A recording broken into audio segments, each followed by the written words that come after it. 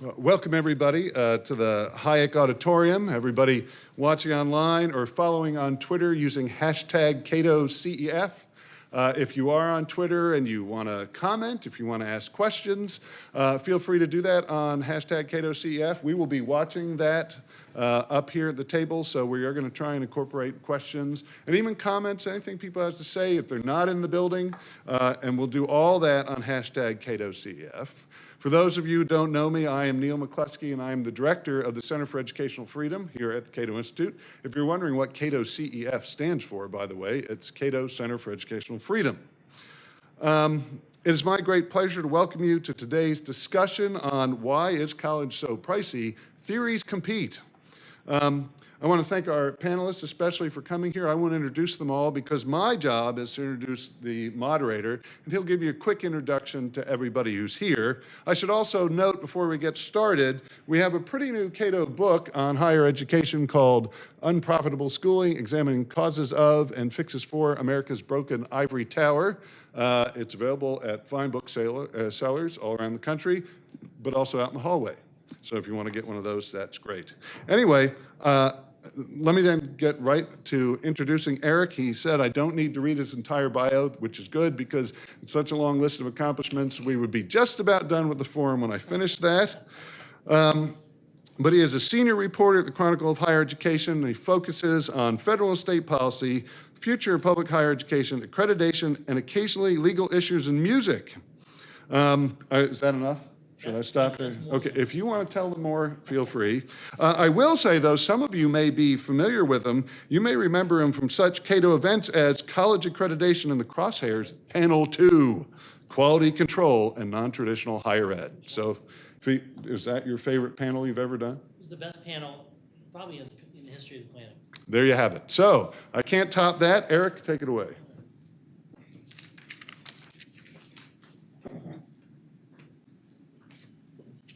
So thank you, Neal, and appreciate Neal and Cato for having me here today. It's a very important topic, as you know. I am supposed to ask everybody to, well, actually, this is just speakers are supposed to turn off their cell phones. I didn't read this ahead of time. Well, anyway. So, yeah, I'm a senior reporter at the Chronicle of Higher Education. I write a lot about, basically, in shorthand, policy and money. And as you know, the price of college is in the news almost every day.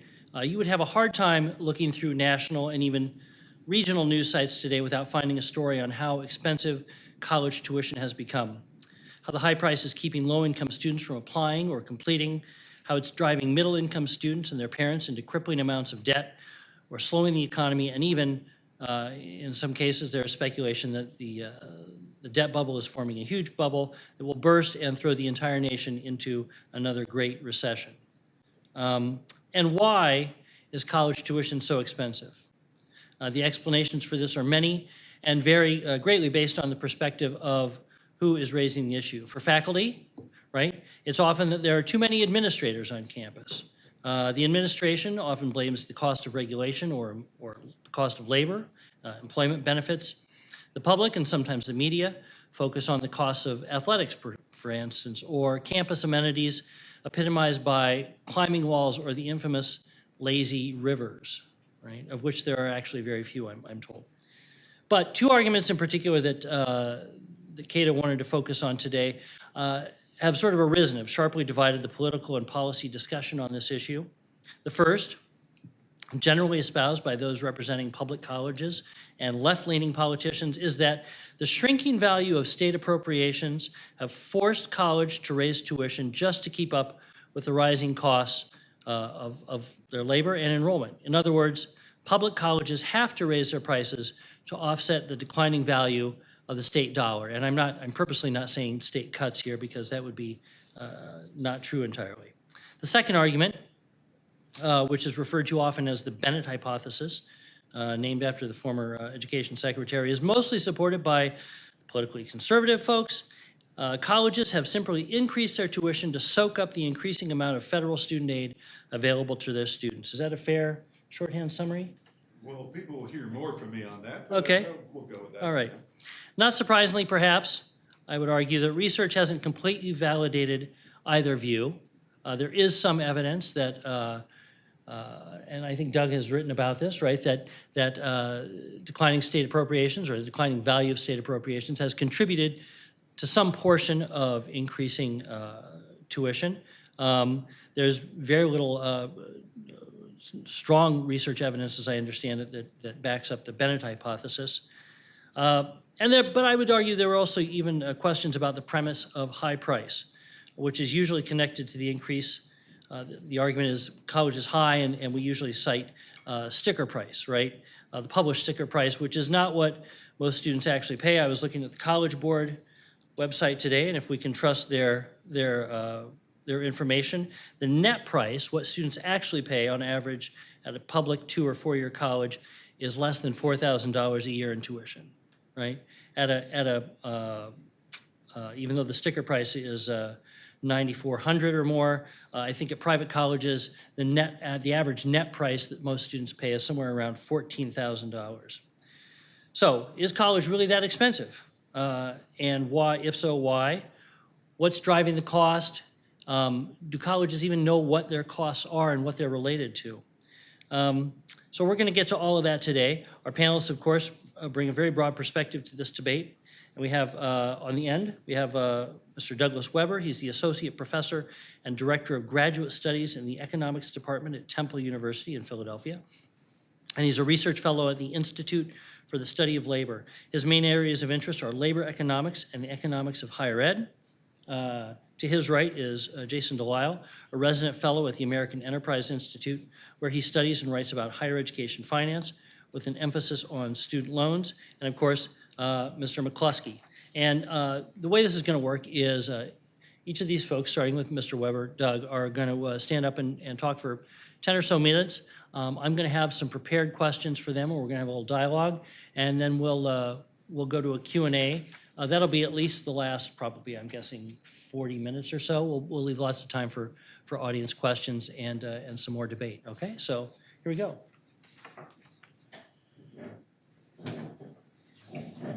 Is the PowerPoint? Yes, yours is up. Oh, wonderful. Let's see. Awesome. All right. Thank you so much, Eric, for that introduction. So I realize now that Jason didn't bring a PowerPoint, and Neal has one slide, and so I'm very clearly the professor here on the panel. So I don't have that many slides, but so sorry for that. Thank you so much for having me. Just a quick disclaimer: I am legally blind, so I apologize in advance if you see me at the reception afterwards and you maybe even know me and I don't recognize you. It is, I promise, not personal. So I'm going to give just kind of a broad overview to what some of the possible factors could, or some of the big possible factors for the rising price of tuition at various schools. So first, there's one that gets quite a bit of publicity: wasteful spending. So this could be anything from administrative bloat that we have.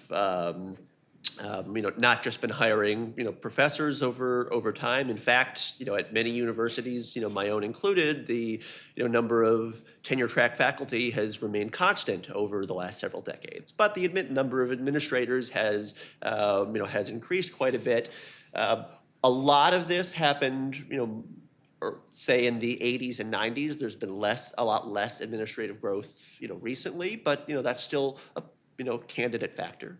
There's amenity spending, that lazy rivers, or the as Eric had mentioned, and I was also planning to point out that while this is something that gives that people get understandably passionate about, there aren't, at least in terms of lazy rivers, there's really at most kind of a couple dozen actually around the country. Now, fancy dorms, maybe there you're getting some more play.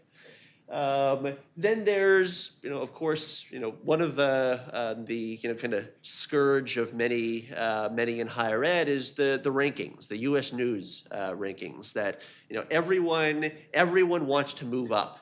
their rank. But if, just mathematically, if everybody invests, say, an extra $10 million to, increase their rank, what happens? Everyone stays exactly the same rank, and everybody's out $10 million. This type of competition you absolutely do see. You see it in fancier marketing materials that, relative to what, when I was, I went to college in 2003 at the University of Florida, go Gators. The marketing materials that I was getting, my parents were amazed at what, the glossy brochures and everything relative to what, what if anything they had gotten, when they were, around at the same point. Then there's, things that there's certainly been spending increases that, we wouldn't necessarily categorize as wasteful spending. That we do spend a lot more now, partially because there's, things that we've learned how to educate students better. There have been increases in technology that cost money, but that do produce better outcomes. There's, in many cases, students today are more expensive to educate than the students who were going to school at, several decades ago. Because, several decades ago, you were drawing from really the top part, only not only, but predominantly the very, very high-ranked, students coming out of high school who were, very, very prepared for college, who had, family backgrounds that were very, very invested and had the ability to invest in their education. Now you're having a much more diverse group of students who are attending university, and this is they are inherently more expensive to educate, and so you have to spend more money to achieve the same outcome there. I'd argue this is not the wasteful spending in the sense of the lazy rivers, that we're getting some outcome for it. Other factors, and these I'd categorize more as kind of structural factors relating to the market for higher education. Neal's going to tackle the Bennett hypothesis, and so I won't spend any time on that. There's state divestment. This is something I've written on. Now, this of course, definitionally can only explain the rise, some of the rise in tuition at public schools, because they're the only ones that get a state appropriation. That there's on average been about a 20 to 25% per student drop in state and local funding for students. Now, this does vary quite a bit by school and by state. My school of Temple, for instance, since the year 2000, the state appropriation has roughly dropped by half, so quite a bit more than this. Some states, the state appropriation per student has actually gone up. So the point is, it's a lot more complicated than just saying there are some states where this can't explain anything just definitionally, because things have, funding has actually gone up. Some states where it's gone down a lot more. The whole point that I want to make, and that I try to give to my students when I talk about this issue, is that there is not one answer. There's many different answers. That everything matters. The relative share of what matters differs by sector and by school. The other structural factor that I wanted to mention is called Baumol's cost disease, and this is something I'm just starting to get. You need really specific data to really look at this, and I'm shortly getting access to, hopefully, to those data. But this is the notion that, and this has also been mentioned quite a bit with the rise of healthcare costs.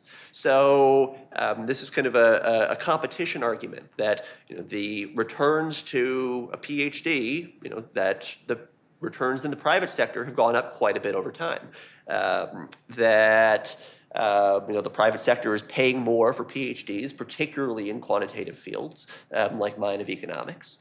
Now, if this is the case, well, that means that over time, to get the exact same quality person, that a school has to pay more, but they don't get any more productivity for it. That they're getting the exact same person of the same quality, but today that person commands a higher salary in the private sector than they did 10, 20, 30, 40 years ago. So they're having to pay more to get the same thing, but it's a much harder issue it's a much tougher egg to crack, because we're talking about the competitive market here.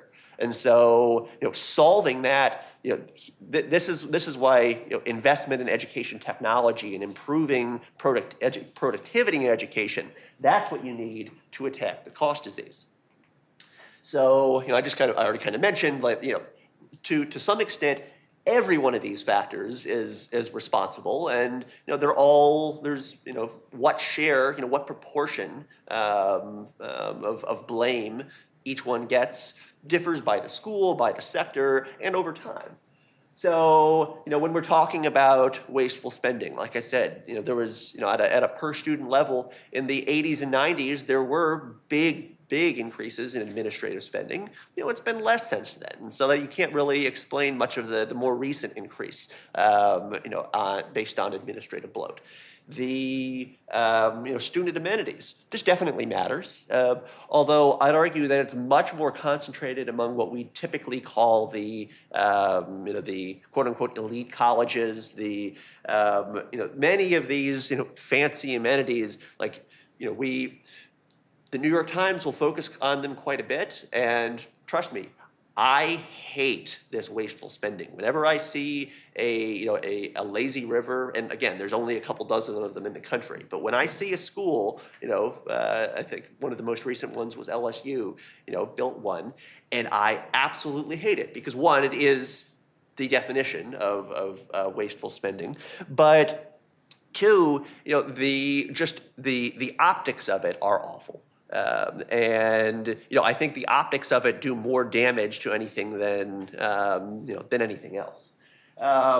When you talk about the non-wasteful spending, I mean there's absolutely evidence that things like when states have divested. So I'll preview my findings a little bit. Here in state divestment, that I find that from the year 2000 forward, we're talking about state divestment is responsible for about 30% of tuition increases.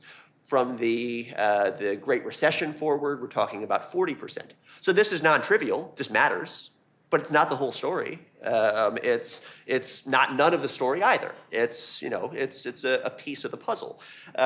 What states do, the average school will do is if they receive a budget cut, they'll roughly raise tuition about 30%, and then they'll cover the rest. They'll cover 30% of the budget cut with a tuition increase, and they'll cover the rest with a spending decline. The problem is that this might actually hurt students, that the spending decrease might actually hurt students more than the tuition increase when you factor in how important graduation is for outcomes, and that's what some recent work has found. What I want to briefly finish up here mentioning is how difficult it is to estimate some of these things. That just looking, let's just take state divestment. That looking at trends over time. Well, it's not random.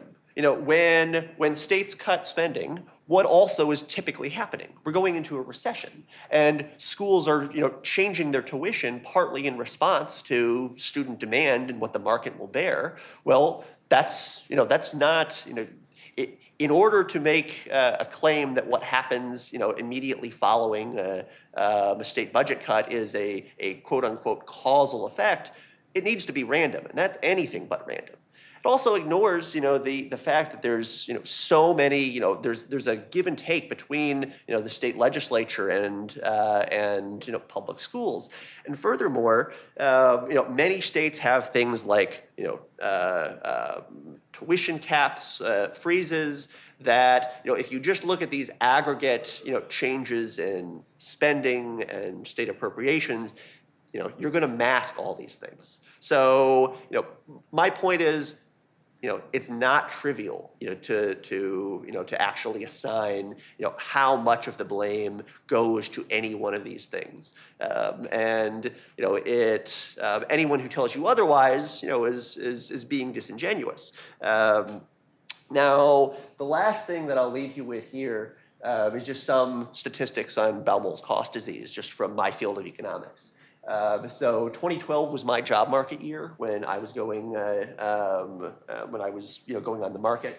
The average academic salary was around was about $110,000. So this is people who got a job at some and PhD and econ do a lot better on average than most fields. So this is way better than I won't name any other disciplines, but pretty much name any other discipline.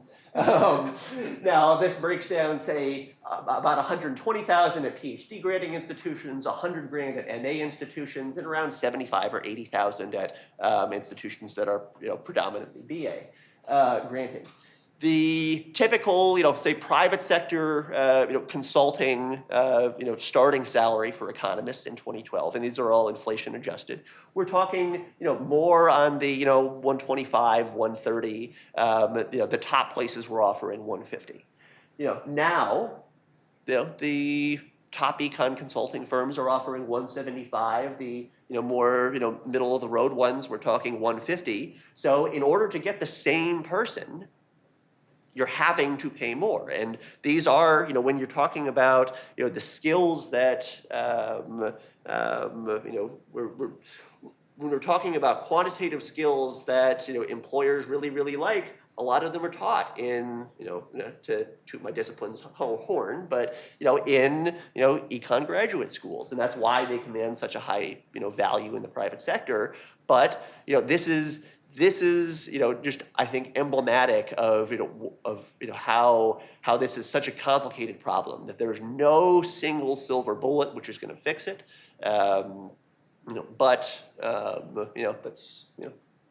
That's why we get to have fun coming up here and talking about it. So thank you so much. I'm sorry I took a few extra minutes, yeah. That's good.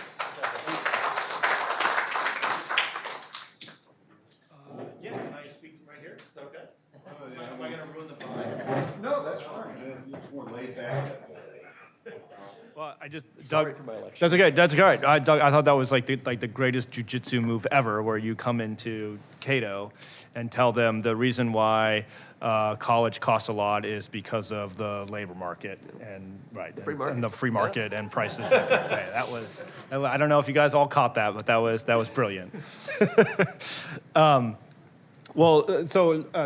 Thanks for having me. I'm going to say just a few things on this sort of, first on the state disinvestment issue, and then on the sort of Bennett hypothesis thing, and speak a little bit more generally. One thing I sort of noticed a few years back around these two issues, right? The sort of which are sort of related, right? The state disinvestment. So states cut funding for their general appropriation to their colleges and universities, and the universities then raise prices to make up for the funding cut, right? And then the Bennett hypothesis, which is the government gives money to universities, and they simply are able to raise prices because the students have more money at their disposal. What I thought was really interesting about these two issues in the policy conversations, and I think it says a lot about just sort of who gets to control these debates. The discussion around the Bennett hypothesis was always, especially in the media and the policy circles, was met immediately with skepticism and a demand for rigorous econometric studies, empiricism, data, you name it, right? You had to, if you were going to make this claim, you better bring a great study and a PhD in econ, right? And then it would be torn apart and scrutinized like crazy. Again, relationship of government funding to the price of tuition. If you were going to make the claim that state funding for cuts in state funding was driving tuition in this debate, you needed basically to produce almost no evidence other than one line going up and one line going down. And in the policy community and in the media, that was good enough, right? But I've always thought like, well, this is a double standard here, right? One where the government money is good in doing the right thing, and so if there's less of it, then that this bad thing is happening, and we should just accept that. The other one where the government money is said to not be doing the good thing that we assume the government money is supposed to be doing, is met with a lot of skepticism. And I just thought that these things were sort of unfair. And when we started to look at it, now Doug's paper is definitely an exception, right? Doug has actually done the hard work on this and done a real sort of study on the relationship of state funding and tuition. But there really wasn't much out there when I first started looking at it, and it's still, nobody has really sort of tackled this issue head on. Sure. And usually it was sort of a side issue in some other studies. And what was interesting is, even as a side issue in some other studies, it was showing that the relationship just wasn't that strong. Now we can debate whether or not 24% and 30% is really strong, but if you looked at the nature of the policy debate, it was as if it was a one-for-one relationship between state funding and tuition. States cut funding $1, tuition has to go up $1. But when you started seeing this in some of the literature, it looked fairly weak. And what I thought was sort of striking is nobody was really pointing that out. Because my sort of suspicion in all this is that these debates are heavily dominated by advocacy organizations and sort of center-left advocates that would be highly skeptical of the Bennett hypothesis, and so we're all really skeptical of the Bennett hypothesis, and they're not very skeptical of the state disinvestment, or they know that is absolutely right, and so you can just show it on a line chart. So I would sort of urge you to sort of watch for things like that in higher ed policy discussions. I think that this one is changing a little bit now. I think Doug's paper obviously helps there. But I think that this is it sort of speaks volumes to the sort of, the people are controlling this debate, and it's hard to get a good sort of fair comparison between these two issues. Another issue related to this, I just want to mention on, and this will be sort of my last point I make on this, is that I actually think that the sort of conservatives and free market supporters, I think they've sort of overinvested in this Bennett hypothesis issue. I think it's really dominated, how they think about and care about higher education policy and how they look at government intervention in higher education. So, and what I mean by sort of overinvested in that is that they're looking for whatever bad things the government policy is going to do in one signal, which is price, the price of tuition. So if the price of tuition doesn't move, or doesn't move as we expect because of more government funding, then we're not seeing what we expected to happen, right? And so, and then we're endlessly debating this. But what I think that focus misses some other things that are happening sort of underneath. So, and I'm going to throw these out there on sort of a theoretical level, and I just urge you to think about them as you think about future conversations about Bennett hypothesis, or even the discussion today.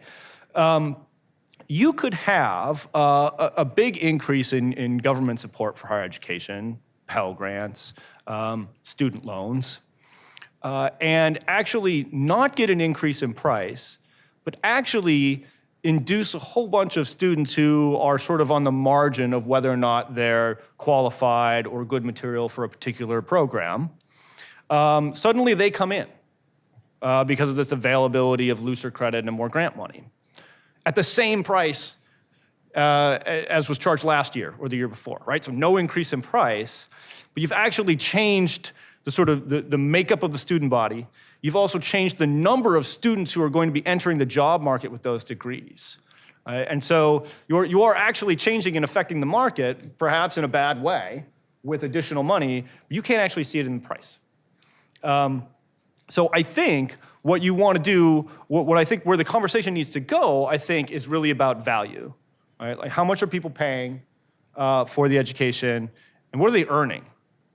And this actual, and this sort of concept of what are people earning, what is this value proposition being price versus earnings, is actually kind of a new paradigm.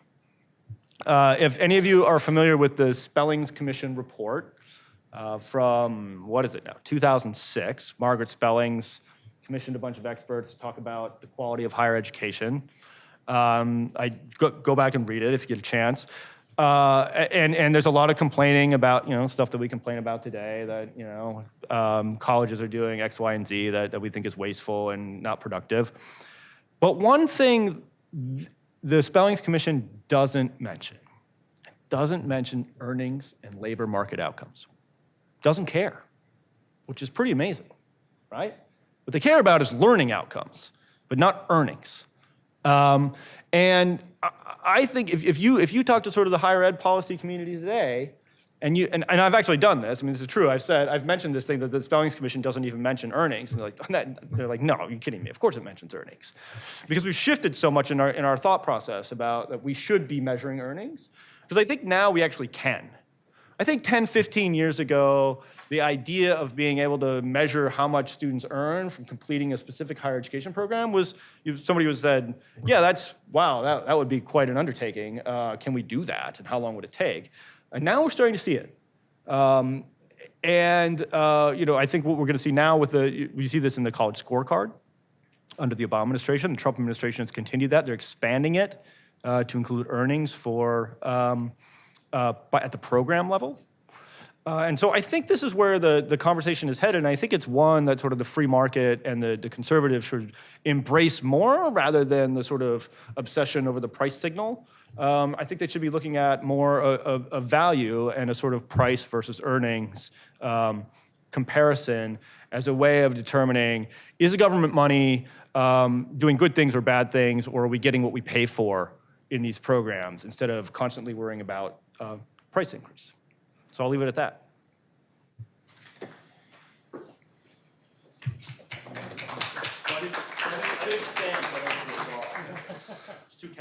I stood for your applause like I had earned it. Then I've heard you guys talk. I would totally change everything I'm going to say, but I got to stick with my script here. But I mean, everything you've said is important. And so now I'm going to give a little story that I hadn't originally planned to give, because I'm supposed to sort of defend the Bennett hypothesis, and I'm sort of got to stick to that because I kind of put this together. So I assigned me that job. But what's interesting about the evolution that you talked about was I first started working at Cato a while ago, 2003. I was actually hired to do K through 12 work for the most part. But this report came across my desk, and it was from a congressional subcommittee. I can't remember which one it was, but they dealt with higher education. It's called the College Cost Crisis. And you may have seen it, you might remember it, but it had this table on it, and it was probably covered 20 years, and it gave a percentage increase in aid per student, I think, from the federal government every year, and then a percentage increase in the price. And they said, this is just terrible, we can never catch up. And so that's kind of how I got into the Bennett hypothesis. And the reason that I've sort of spent a fair amount of time kind of pounding away at the Bennett hypothesis is when I started to talk about it, there were actually people in academia and elsewhere who said, this is absolutely crazy. Everyone knows there's no truth to the Bennett hypothesis. And I thought, that's outrageous, really, because there's lots of good economic reasons to think it. And so I've spent a lot of time because of the price issue, because it's the price that originally Bennett was about, was, is it self-defeating to try and make college more affordable with aid if that aid leads to higher prices? But as I've done more higher ed over several years, absolutely, Jason, what you said is the the benefits and I think a lot of the costs, which I think tend to outweigh the benefits, go far beyond just the price. It could be that we have overconsumption of higher education. I think a lot of people worry about we're requiring credentials for jobs that didn't require them before, and the job itself hasn't changed. So credential inflation, it isn't as simple, certainly, as price. And now let me talk about price for the next 12 minutes. No, I'm just kidding. I'm not actually going to talk about price entirely. And in fact, I think that something underlying a lot of what happens in higher education, I agree, it's not just one thing. So Doug put up a lot of contributors to this. It is a multivariate world, as people say, and higher education is ultimately multivariate. I will say, though, I think there is something that underlies a lot of what colleges do. And it's not simply about can they get more money because of aid. You guys, some of you may know Howard Bowen, or have heard of Howard Bowen, or know of Bowen's or revenue theory of costs. I've seen other names for it. But basically, he says in the search for, quote, excellence, prestige, and influence, colleges will raise every dollar they can and spend every dollar that they raise. That's basically what it comes down to. There's more to it than that, but that's basically it. I think that actually needs some caveat. So the way we look at it is we say, well, a college is always going to get every single dollar it can grab because it can think of good things to do with those dollars, or things they think are good. And I think that generally that's right, but we do see colleges not always grabbing for every dollar, especially if you're looking for prestige. So sometimes schools will discount the price to a kid who may come from a family that could pay the full price, but may have higher test scores than the average of the school, and they want to bring that kid in. So prestige sometimes isn't only about more money, or money isn't the only thing that buys you prestige, but money certainly helps to buy prestige. Pay famous professors more, pay for those nicer dorms. I always have to say, because I love to use the lazy river example, it's not the lazy rivers that are causing the price increase or the cost increase. I look at them as a symptom of a system that may have a lot of third-party money that enables people to demand things that have very little to do with what they are in that place for, which is education. So it's not that these things are necessarily the cost drivers, they're symbolic of too much of other people's money involved in someone's decision to consume education. Anyway, and it's also certainly true, and my one slide will show some of this. Yeah, I don't doubt that public colleges are constrained by legislators, they're constrained by missions. I mean, it's not as simple as they just always raise their prices. But I do think that, generally speaking, the Bennett hypothesis can be seen at play in higher ed costs. Now, if you don't know, the Bennett hypothesis from Bill Bennett, which I think somebody already said, it was in a New York Times op-ed called "Are Greedy Colleges?" Now, that's a symbol that we have probably not changed how media works. You would know better than I would, but I bet Bill Bennett didn't write that headline. It was to make people mad so they'd read it. I don't know that when you read it, he's really saying just colleges are more greedy than anyone else. And this is really important because I don't actually think people in colleges are more greedy than anyone else. It's that they have the same basic level of self-interest as anyone else. Anyway, in that op-ed, he said, quote, increases in financial aid in recent years have enabled colleges and universities blithely to raise their tuitions, confident that federal loan subsidies would help cushion the increase. Now, the first thing to note is that he says it doesn't create tuition inflation, the aid, it's enabled by aid. So it's not that we have aid and then that forces colleges, to raise their prices. It's that they want to do that if they can. Because again, colleges and people in them tend to think there are good things that we could do if only we had the funds for them. And if the students have more money at the command, then the students are one way to get that money, not to do mean things or just to hoard dollars, but to do things the colleges think would be good. And I think broadly, the hypothesis makes sense. I'll just give you some basic numbers here. Since 1980, inflation-adjusted undergrad tuition fee, room and board prices have risen from $17,000 roughly to about $49,000 at four-year private colleges. This is adjusted for inflation. It's about a $31,000 increase. At four-year public colleges, tuition free room and board went from about $8,000 to about $21,000, or roughly a $13,000 or $14,000 increase. So those are big increases in the price.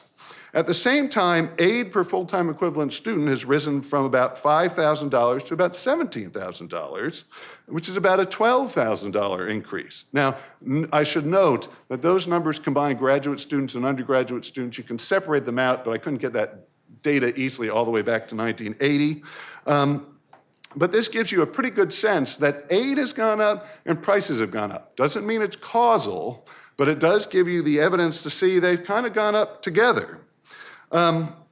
It's also true that the percentage of students receiving aid has greatly increased. I only got the data quickly. This is federal numbers from 1992-93. In 1992-93, about 58% of full-time, full-year undergrads received some sort of aid. In 2015-16, it was up to about 86% got that aid. So higher amounts of aid, more people getting them. Clearly, aid and prices have risen together, not exactly one for one. We don't know there's causal, but they have gone together. I will note that there actually is a fairly substantial empirical literature, depending on how you define substantial, that does find evidence that colleges, to some extent, capture, and I don't think they intend to capture, but it's often the term used, capture aid, that they raise prices when aid maximums are increased. Presumably, at least according to this theory, because they can, whether it's because they can or whatever, they do seem to do it, and there is some empirical research that shows this. But it's actually very hard to pin down. And I agree. And so a lot of that research says, well, let's see if they increase the student loan maximum on this year, in the next year, do we see a kink in the prices that are charged by colleges? I don't actually think it's that simple. I don't think colleges watch intently what the federal government does and says, well, if they're going to increase the maximum, that next year we're going to increase our prices. That may happen, but I don't actually think that's what happens. I think that it probably works in lots of ways, and probably the main way is, well, now we've got these things we want to do. Let's think of where we can get the money, and the aid makes it easier, again, to get that money through students. And now, can you put up my slide, my solitary slide? There it is. So Jason mentioned bad people just showing it on a line chart. And so here's my line chart, which makes me a bad person. But I don't put this up because I'm trying to prove something causal. I'm trying to illustrate something that I think I'm observing, and people can disagree with it. But so this is going back to 1980 to 2018, and it's not inflation adjusted, and that's important. There's a reason I didn't adjust it for inflation. So that top line are those state and local appropriations. The bottom line is tuition and fees. And what I think is interesting is if you look at that tuition and fee line, it tends to be fairly straight. You see a kink in it, something of a kink. I think it's around, I think it was 1999 or 2000, 2001, somewhere around there. But it looks, relatively constant. It's like this and then a little bit like this, but it's not like that top line, that appropriations line.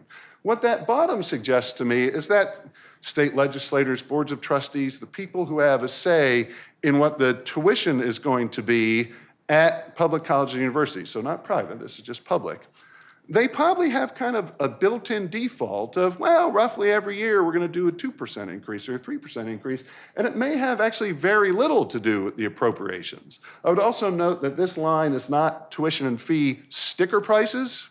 This is revenue per full-time equivalent student, because we were talking about prices. Prices are crazy. And most people aren't paying those prices, and almost nobody's paying those prices, or many people, with their own money. That aid is sort of baked into the prices, including institutional aid. It's not just government aid. But so what I think is interesting is I didn't do this adjusted for inflation because I don't think probably legislators or board of trustees say, in 5 years, inflation's probably going to be X, and so we should account for that in how we set tuition. Maybe they do, but what this suggests to me is, no, they pretty much have a standard path on which they set tuition and fees in order to get a certain amount of revenue. And certainly it does, the slope goes up as you start to see a lot more of that volatility in the appropriations. But you'll also note, and this is something I think is very important, there's only one place in that bottom line where you ever see a decrease. And so, yes, we see colleges raising, or legislators, whoever, it depends on your state, but we see them increasing the revenue they get through tuition and fees when appropriations go down. We see them increasing the revenue they get when appropriations go up.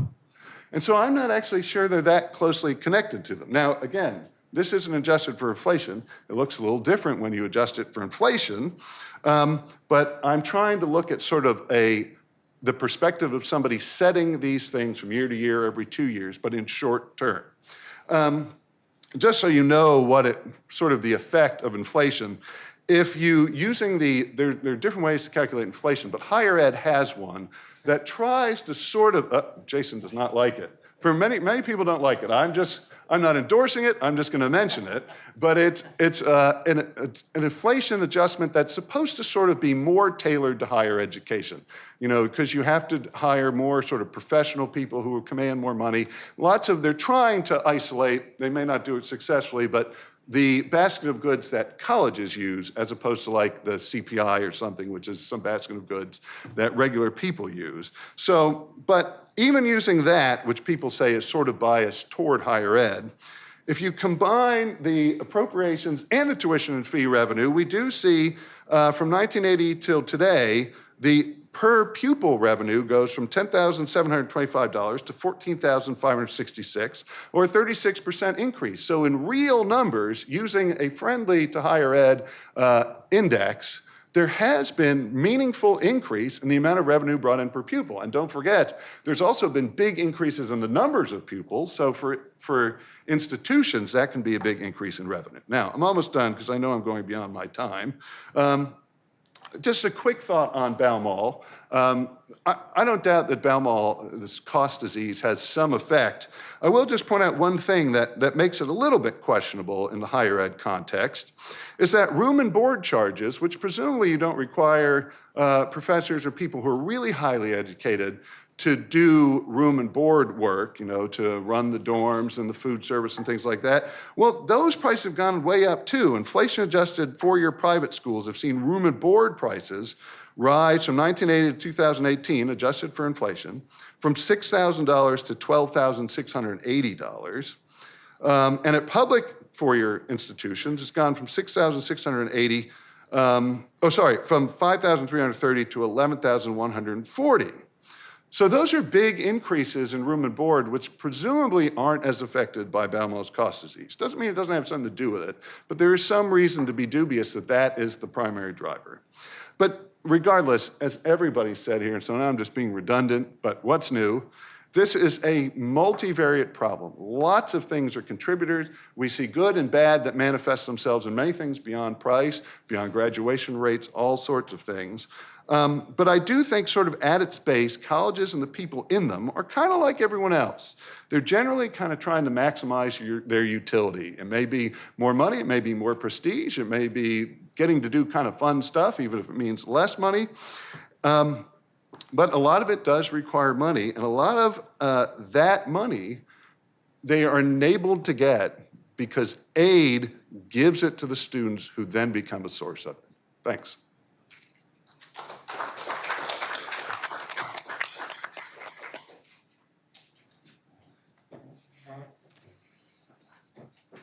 I'll stand up here at the podium so it gives me a sense of authority as I ask questions here. Have to maximize that for myself. I want to start with tuition, pricing, right? So we often focus on the individual price that students are paying as tuition. How I like to think of it, however, is as it's a big pot of money that colleges use to cover all the spending that isn't covered by other sources of revenue, right? So if you expand your chemistry department by 4 faculty members 1 year, and your state appropriation doesn't go up, or you don't have the money from your endowment to do that, where does that money come from, right? It might come from tuition. Now, it might also come from other sources. It might come from philanthropic sources, right? But it's, and Doug, and folks, you'll correct me if I'm wrong. So that's how I kind of think of tuition, not in the small sense, but in the big sense. So it covers some of your aspirational spending as well, right? And that flows down to students. So the problem with that, I think, is that colleges really don't know how much they're spending on, say, a 3-credit course in econ, right? And Doug's shaking his head. Colleges are terrible at this, or at least they're telling me how they're doing this, right? And I wonder, would some of this be solved if colleges simply did a better job of accounting, of understanding what it really costs and setting their prices according to the delivery, rather than, so you could, in a sense, maybe set an a la carte model, right? Because the students off campus are paying the same amount whether they use the library or not, even though the library is probably funded in part through tuition. So I'd like to hear some thoughts about that. Yes, I mean, that's a pretty tailor-made question for an economist. I mean, I think, understanding where your costs come from it's incredibly important, and colleges don't do a good job of it. I mean, one thing that I think is a lot of colleges do a really bad job with is like space management. And I know this is not at all a sexy topic, but just that from like weekends, nights, even in a lot of cases on Fridays, there's empty classrooms, and that I think you could do, there's a lot of room for just kind of rearranging things in terms of, how a schedule is set up that, without increasing costs at all, because, the fixed cost of the building and the classroom has already been paid. It's already there. But there's a lot of, inefficiency in that respect. And I think if colleges did a better job with that and that sort of thing. Now, how much is that going to move the needle? I have no idea. It's because we do a bad job at, dealing with costs in that way. We have no idea how much it would move the needle, but I think that kind of thing needs to be done. I'm a huge proponent of, scheduling, more classes at night and more classes on the weekends and, things like that. All right. Jason, you want to? Yeah, well, I mean, I'm always sort of puzzled, though. I mean, I hear that, but so something though is preventing them from doing that. They don't have an incentive to do it. They don't have the capability to do it. And I mean, I still think that for all the sort of hand-wringing out there about the cost of college, particularly 4-year degrees, and now for increasingly master's degrees. From upper middle income families who I feel like that's who the politicians are hearing the most from on this particular issue.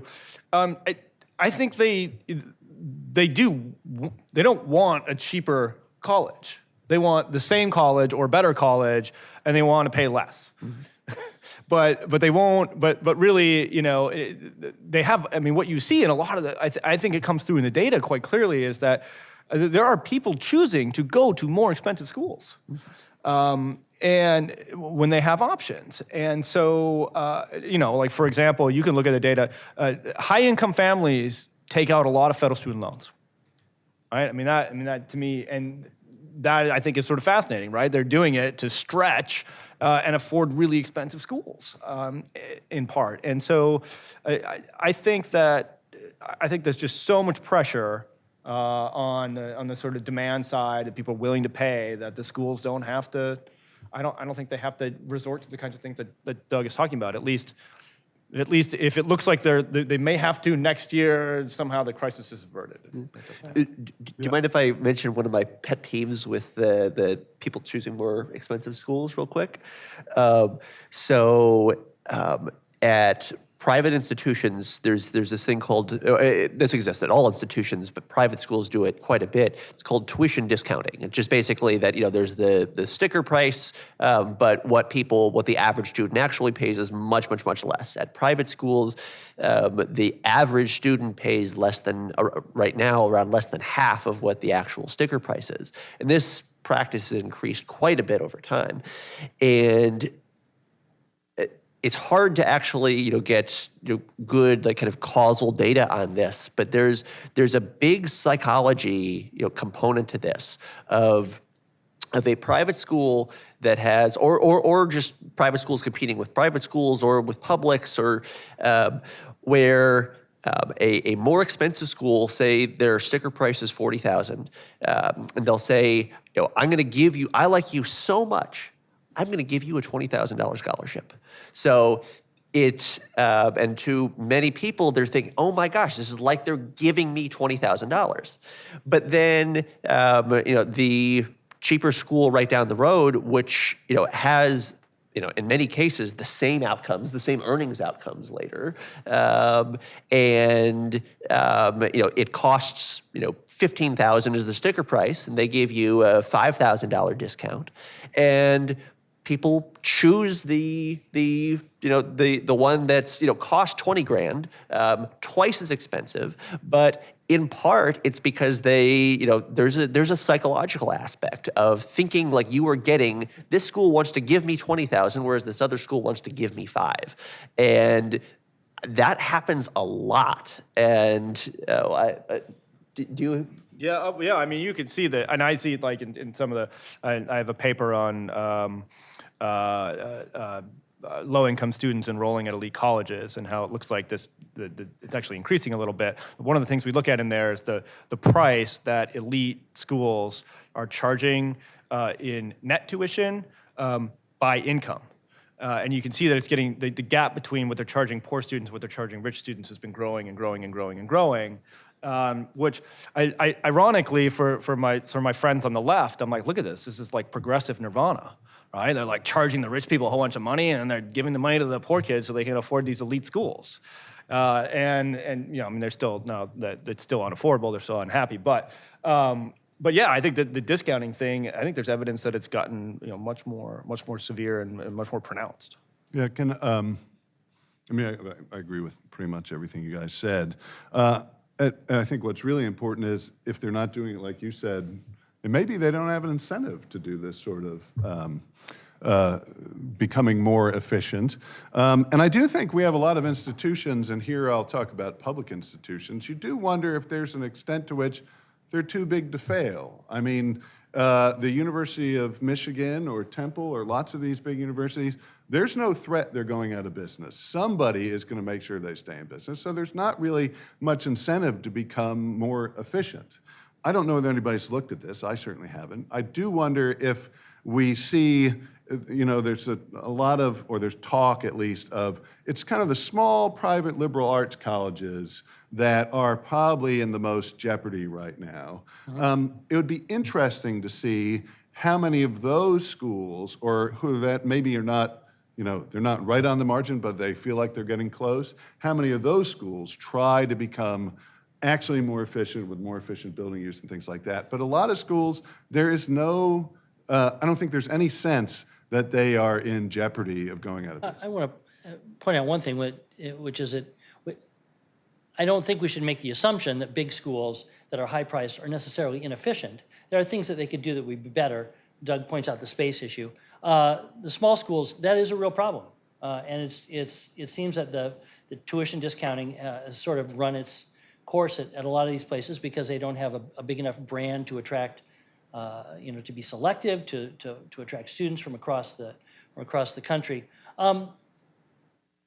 I want to ask, and Doug brought up the tuition reset.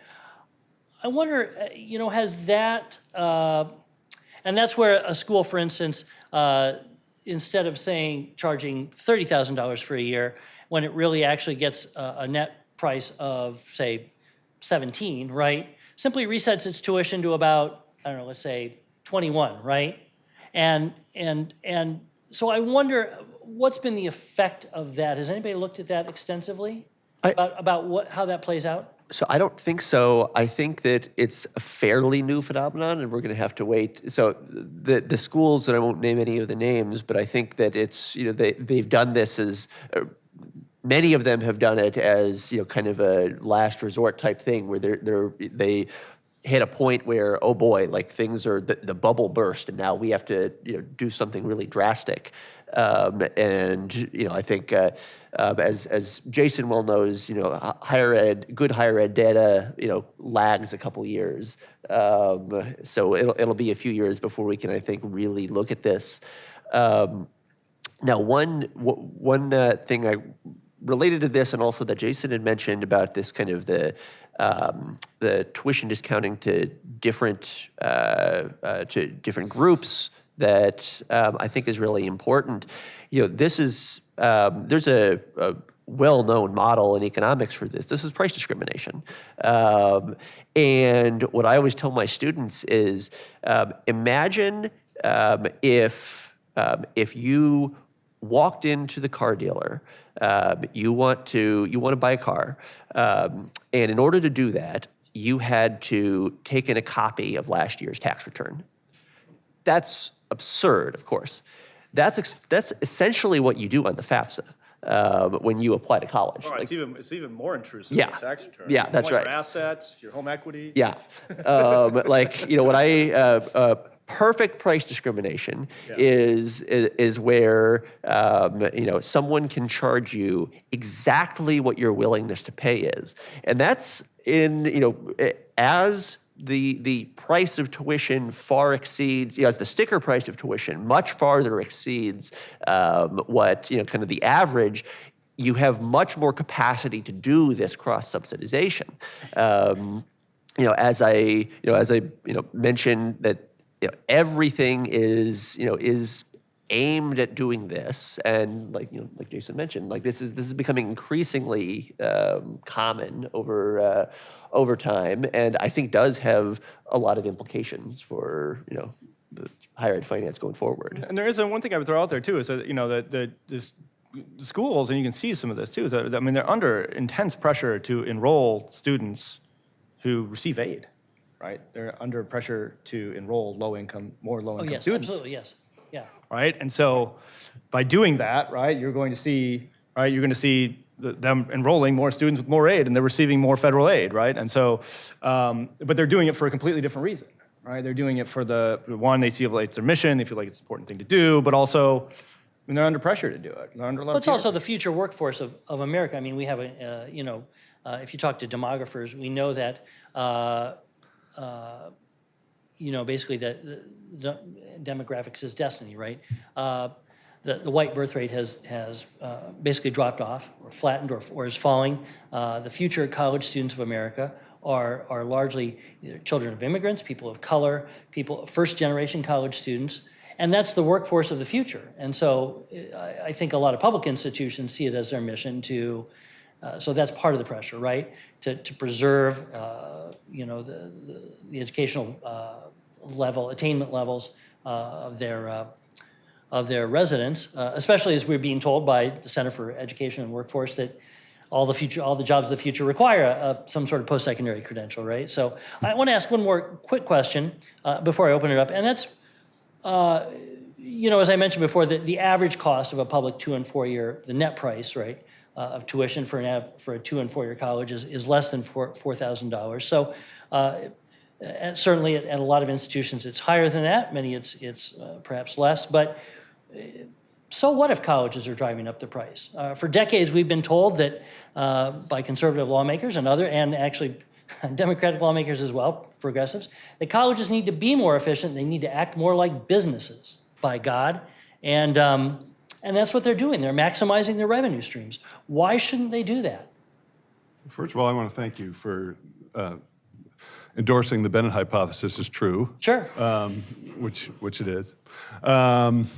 But, the problem is that they're acting like businesses in a massively subsidized industry. Okay. And so the problem is that you don't have anything like, the classic supply-demand curves where the limit on what you can charge is what somebody else is willing to pay, because you're willing to pay a whole lot more if you can get money from other people to pay that price. Okay. And so it becomes a great way for colleges to make a whole lot of money, and the people who are their customers get a lot of stuff that they're not really the ones paying for it. Someone else is doing it. And that is hugely problematic for the society where the money is quite possibly going from more productive uses that people who earn the money and would use it for things they know they need might have put it toward.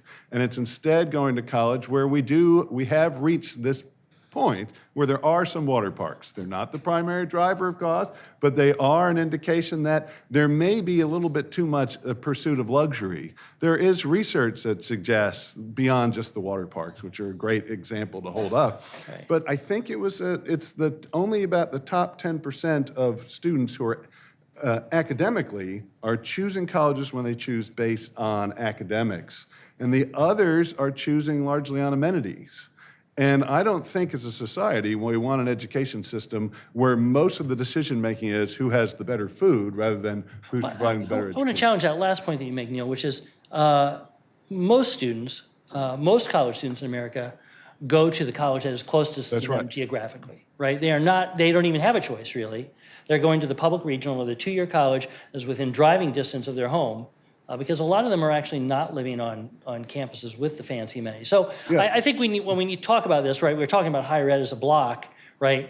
And sometimes we focus on the high price of the University of Michigan or some of these public flagships or Stanford, really elite privates, when in fact, there's a whole set of higher education out there where I think that the conversation is really very Well, different. so let me talk about one of the other pretty bad unintended consequences of this. So if we also subsidize some people, then the politics are we should subsidize everyone, which leads to things like Parent Plus loans, and where we start to actually subsidize wealthier people.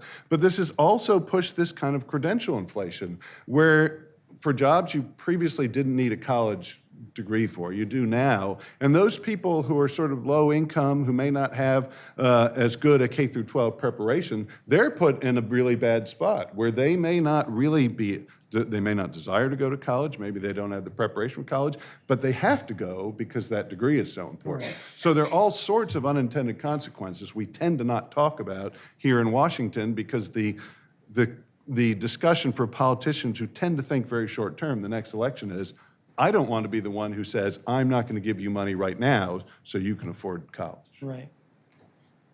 Well, I mean, Eric, on your last point, I mean, you're absolutely right. That a lot of students are enrolled in regional schools. They're enrolled in community colleges.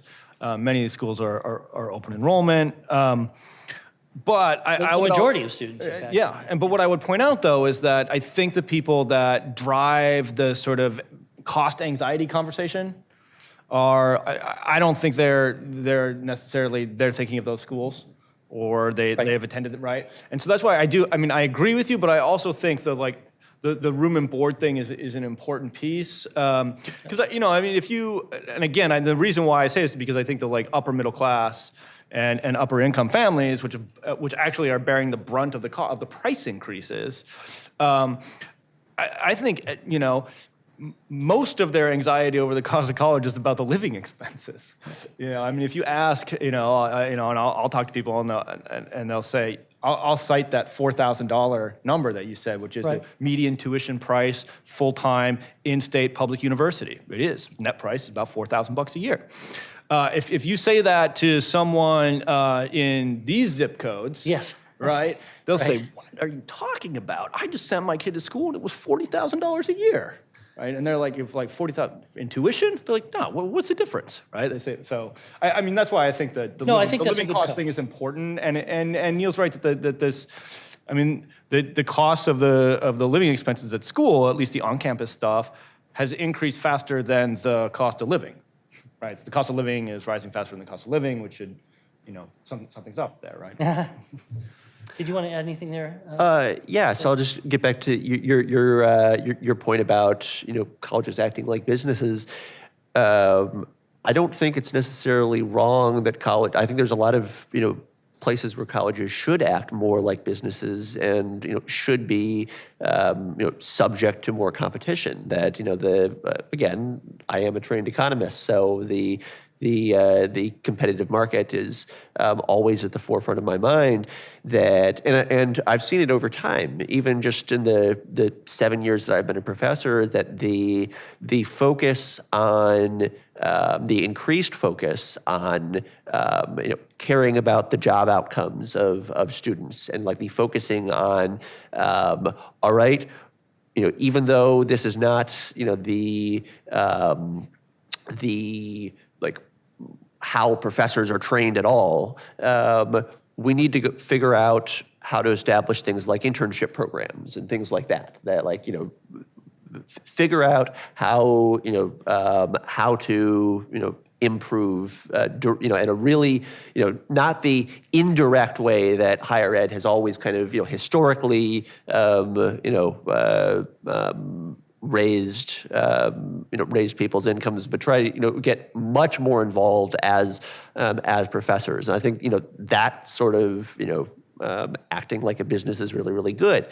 Now, I completely agree with Neal in that, one of the problems with schools acting like businesses is that, it's, there's subsidizing with other people's money, which is why so much of my work, and Jason is very well aware of this, has focused on, trying to figure out ways to improve our accountability standards. That I am absolutely a proponent of public universities and of investment from the public in schools. That on average it pays off, and it does for the vast majority of people. And there's lots and lots of work showing that. But because we are talking about working with other people's with the broader society's money, in many cases that are funding student loans, that means that it should be held to a higher bar than just business revenue or profit maximization. And so that's one of the things that I think is really missing from our higher ed system right now, is an accountability program that actually has some teeth to it. I don't know if you agree with this. We've got about, we went over a little bit time because we're too fond of hearing ourselves talk. So let's get to the Q&A. Wait to be called on and wait for the microphone so everyone in the room and our audience watching online can hear the question. And please announce your name and affiliation. And Neal told me not to tell you to make a comment, to not make a comment, but to ask a question. But I'll ask you politely. Please just ask a question. All right. This gentleman in the front had his hand up first, and Pete, wait for the microphone. Hi, my name is Steve Hankin. You've been the theme was to talk about how tuitions have been going up, and I think you intervened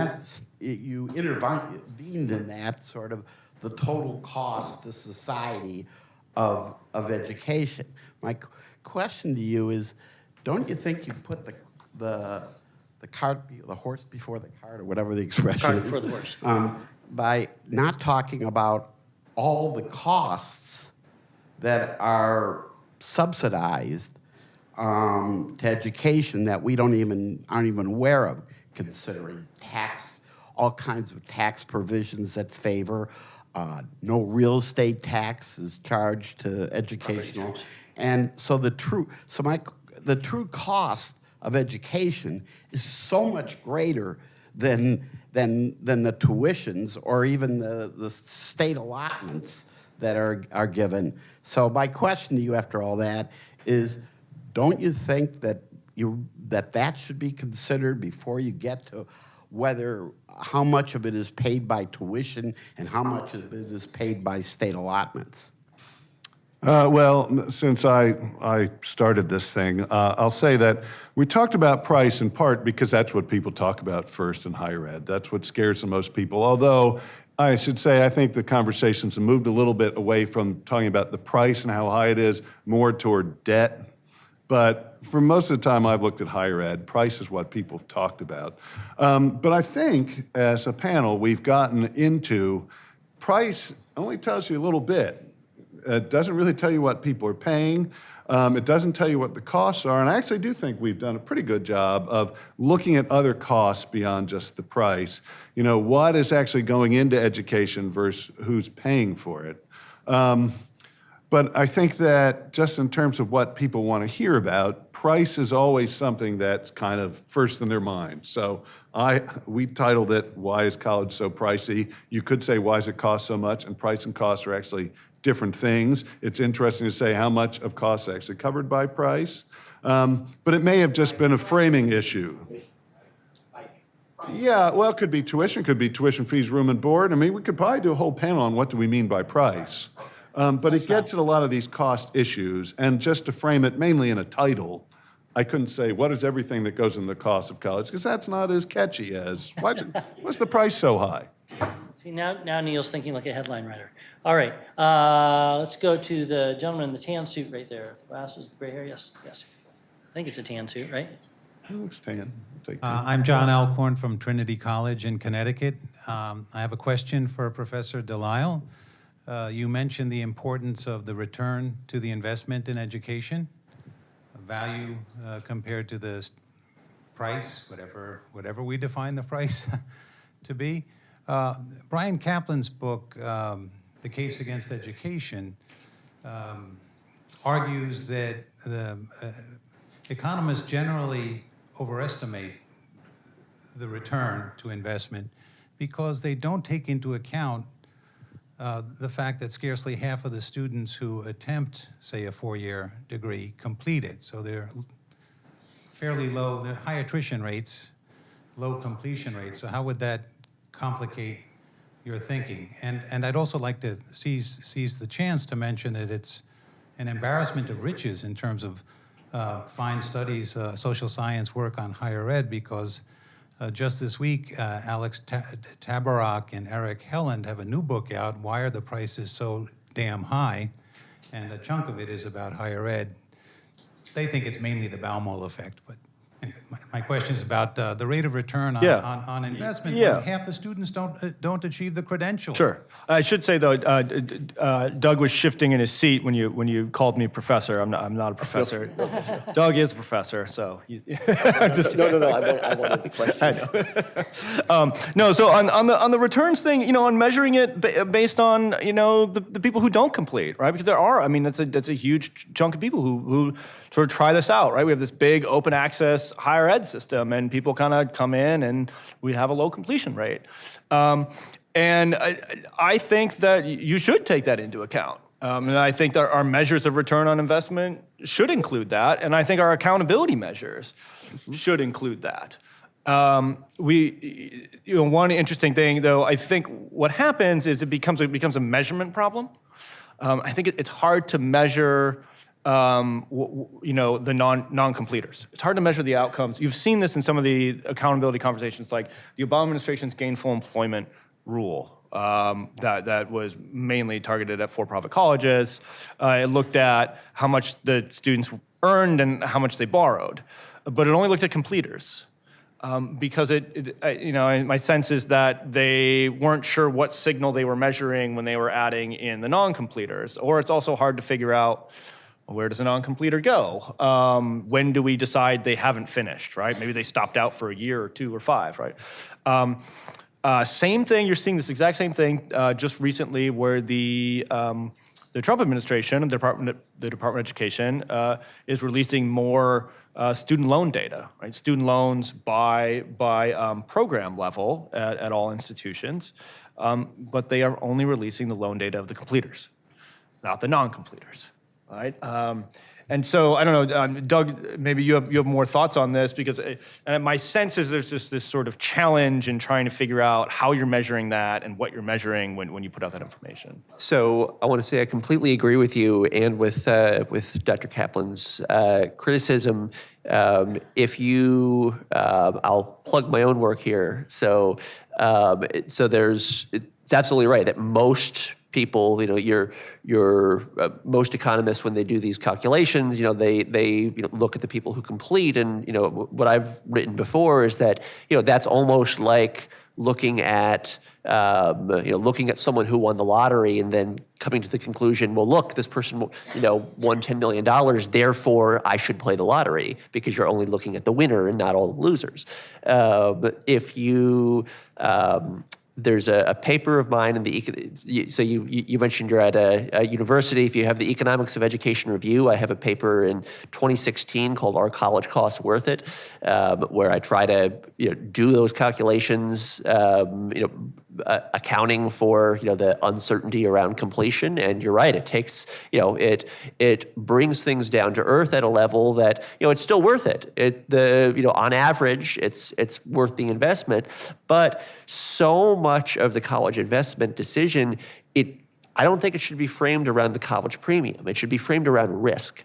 And for people who don't understandably have access to the academic journals, there's a report I put out for Third Way. If you just Google Weber and Third Way, I'm sure it'll be the first thing that comes up, where I go through and say, well, look, it's really a risk thing that we want to be thinking about, rather than what does the average person get. That's not actually that helpful. We know it's on, for the average person who graduates, we know college pays off. But how many people, what's the probability that it's going to pay off, especially what's the probability when you factor in things like non-completion. And there it still is greater than 50%, but it depends a lot on major, it depends on how much you take out in earnings.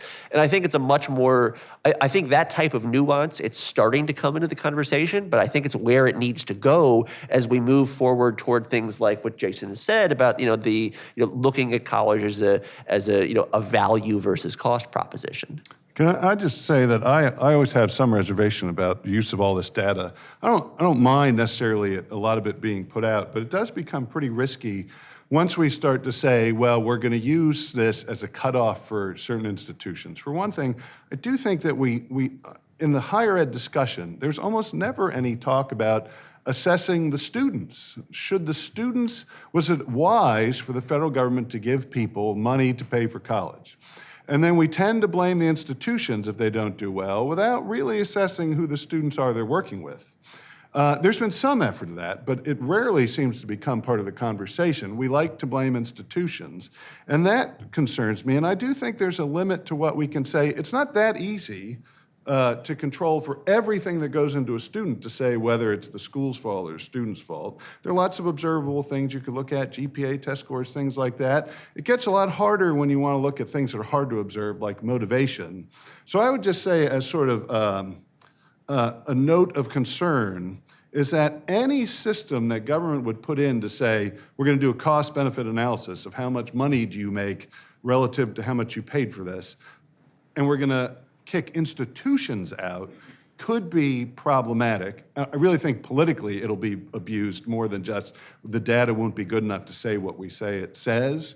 But it is, I think we do have to recognize how difficult it is to control for things like motivation, and you got to get a lot of variables in there for those students. More broadly, I do think we need to talk more about if the federal government's going to be involved in student aid, which I don't think they should for lots of reasons, but should there be more assessment of the students' demonstrated potential to succeed in a program than to just say, some programs don't do well, so we cut them off?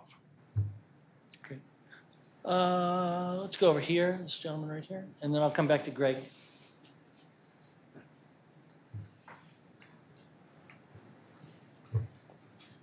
Thank you very much for a very interesting discussion. My name is Nadik Seferian. I'm a PhD student at the School of Public and International Affairs at Virginia Tech. I would like to bring up the issue of psychology and culture again, if nobody minds. I know these aren't hard numbers, but still, if I could share my personal experience, I'm a foreign student and I attended a small private liberal arts college. It's St. John's College, which is this unique institution where you read the great books for 4 years, and it's just this wonderful, wonderful education that I received, for which I'm deeply grateful. But, it costs, $40,000-$50,000 a year. And when I came to this country to study, I thought I was going to be surrounded by millionaires or the children of millionaires. But no, come to find out, everybody takes out a whole mess of money to get this unique education. And that is what motivates them. And the people who run that institution, I don't want to underestimate them, but I think that they think of themselves as a business very low on the list. And I think the students who attend think of it as a business very low on the list. And I wonder how there can be a cultural shift in that dynamic. Now, a happy coda to the story is this year, I think, or perhaps last year, the university did reduce its sticker price down to $35,000, which is, again, a big amount of money. But that whole sleight of hand where we're going to give you $20,000 as institutional aid is no longer in play. But I wonder if there can be a psychological and cultural shift, both among students and among institutions, that, you know what, we value what we do. Maybe we can be more efficient, but let's just be honest with each other about how these things work, and maybe the numbers will somehow work out. Well, I mean, I would just say that, I mentioned earlier that there's been this sort of paradigm shift where we're now focused on earnings, because we can be, and that's sort of almost taken as a given in the policy conversations that we should look at earnings. And I think a lot of this started under the Obama administration, under their gainful employment regulation, because it used earnings. It was actually the first time a federal higher ed accountability measure used earnings. In the past, we've used debt default. But I actually think, I think there's going to be, I think we're going to come, I think we're going to do a 180, right? I think we're going to get some blowback on this whole earnings thing. And I sort of got, I thought I got a hint of it in what you were saying with the institution, someplace like a St. John's would probably push back pretty hard on measuring the earnings of their graduates as some sort of measure of success. So I think, I don't know what that quite looks like yet, but I think that there is going to be this sort of pushback. I'm already seeing it a little bit from my friends on the left who are worried that we're going to start looking at earnings of community colleges graduates, and they very much so don't want that to happen. So I do think that I'm waiting to see what that looks like, I guess what I'm saying, but I do think it's out there, and I think it could sort of upend this sort of shift to focus on earnings. Yeah, and I think that's an important point, actually. I may have looked like I said, yeah, we want colleges to act like businesses. I do want colleges to try and be efficient, but I don't think we necessarily want colleges to act like they are businesses, because a place like St. John's, lots of religious colleges, we want them to be financially sound, but we don't want them saying, well, how can we maximize profit regardless of whether or not we're producing the product that we're providing. Just because I want something in a free market, I really just mean freedom by that. And I want institutions to value whatever it is they want to value, and for them to attract students who value the same thing. The difficulty for me, the real problem is, if they value it with someone else's money, then it's sort of a distorted valuation of, well, I'd like a great books education, but only if somebody else is helping me to pay for it. But I don't think we want just every institution acting like a corporation that's just trying to make money. We want lots of different models of schools to be able to exist. Okay, let's go to Greg last, and then we got to wrap up, because I can tell you all really want to get to the reception. I hate being the person between the reception and the end of the program. I'm Greg Sheckman from the University of Central Florida, and Dr. Weber, I'm also a doctoral student in higher education administration at the University of Florida. So go Gators. Go Gators. Since you talked about Bowen, and by the way, I wish this program was held a couple of months ago during my quals. It would have really helped me. But Bowen's revenue theory of cost, which was one of my questions, was published in 1980, right? And it was 3 years before the first U.S. News and World Report ranking. And Bowen made the point about the dominant goal of an institution being educational excellence, prestige, and influence. U.S. News comes in and fills the void. And suddenly, it's all about inputs, and it's all about how we measure inputs, and it becomes a proxy for quality. And what you were talking about earlier about measuring and really looking at value, I think is key. And looking at those outputs that are going to matter, and looking at how do we measure the value of the higher education, not how much we spent producing the higher education, but what did you get out? What were the societal benefits as well as the individual benefits that public good versus private gain? So there was a value commission that was announced a couple of weeks ago by the Gates Commission, and the head of the Gates Foundation and Askew, I guess, are co-chairing, and it was an all-star lineup, and I'm really curious to know what you think about what they should be looking at in terms of trying to identify what value means in terms of higher education. So, I mean, value is really difficult to really define And one of the problems is that when economists are asked to do something, they say, oh well, it is what we can measure. And in K-12 that turns out to be test scores. Now, as Jason has mentioned, now that we can measure earnings, it's going to be earnings. If just coming at it from, and that's what it's going to be. It's going to be heavily focused on earnings and getting better measures of that, and we are getting a lot better measures of it. But one of the things is it's really even hard to measure, even when you're just looking at money, because then how do you value all the costs that are going in? Sometimes, as one gentleman had mentioned earlier, there's a difference between explicit subsidies and implicit subsidies, and the implicit subsidies being things like tax breaks, and sometimes how much, how do we count all those up? Sometimes it's surprisingly hard to find all of the implicit subsidies that places are getting. And then value. Well, are we measuring value from an individual person's standpoint or from a taxpayer return standpoint? I guess my point is, even defining value in a really narrow sense in terms of earnings and dollars and cents and return on investment, it's not even clear how you do that. And so, I don't know if you have more thoughts. No, I mean, I think that's and this is sort of where I kind of line up with Neal on this is, I mean, for all my talk about the government making earnings information available and making more price information available, I sort of draw a line at, well, should the government start deciding what's a worthwhile degree and how much you should pay and what you should need to earn? I'm with Neal. There's no way they're going to get that right. But I'm trying. Yeah, that's right. But I do think, well, see, what's interesting though is that I do think that the federal government is sort of in a unique situation though to collect the data and make it available in a sort of U.S. Census kind of way. A university actually really can't know what its students go on to earn.